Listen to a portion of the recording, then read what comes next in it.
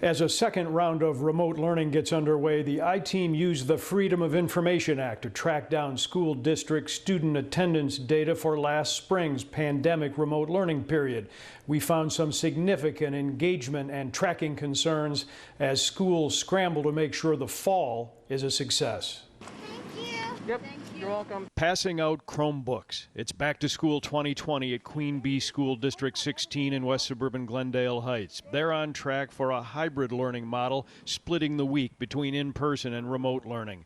In the spring, district officials say they met the challenge of the pandemic by carefully planning. It was kind of like a beautiful chaos. Our engagement was completing assignments, interacting with your teacher, and attendance was our secretaries. We issued cell phones, and they called everyone who we hadn't heard from every day. Initially, like the beginning, technology was like a challenge for me as well as like parents. By the end of academic year, my students were doing very well. Queen Bee teachers found they needed diverse solutions to reach the 1,700 students enrolled here. 49 different languages are spoken district-wide, many families needing flexibility to face COVID-19 challenges. Our teachers were super dedicated in the spring, like even after hours, like 7, 8, 9 o'clock at night for those parents that worked. You know, we made ourselves available. We're making those personal phone calls, connecting with parents, what's going on, how can I help you, do you understand the technology? Records obtained via FOIA revealed district attendance here for remote learning was at 97.9%, while schools across the Chicago area averaged 92%. Without clear state guidelines, many districts chose different ways to track attendance. 25 suburban school districts reported attendance of 100%, some of those defaulting all students to present instead of trying to measure actual engagement. Some schools reporting very low engagement. Lincoln Elementary School District 156 in Calumet City and Hazelcrest School District 152.5, both reporting attendance just more than 50%.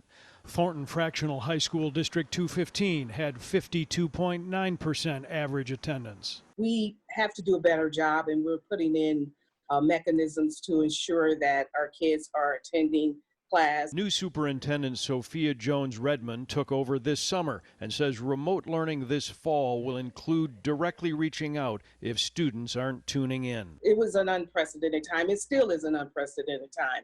But what we've had is time on our side to really plan. I think in the spring, what happened, the message got out that it wasn't going to count towards you or against you if you participated in class. We're starting off with this is not an option. Spring, there was a lot of chaos. It was a lot of people trying to figure things out on the fly. And some schools, I think, were much more organized and ready for that. But we have to start thinking about attendance differently. And I do think we have to, and engagement differently. I do think we have to think about it in terms of our students showing that they're doing some kind of work. Some Chicago public schools also struggled with engagement this spring. CPS reporting 84.9% attendance district-wide on average. We have a list of our school attendance findings on our website, ABC7Chicago.com, so you can see how your district stacks up. Hey, if you like that video, be sure to subscribe to our ABC7 Chicago YouTube channel.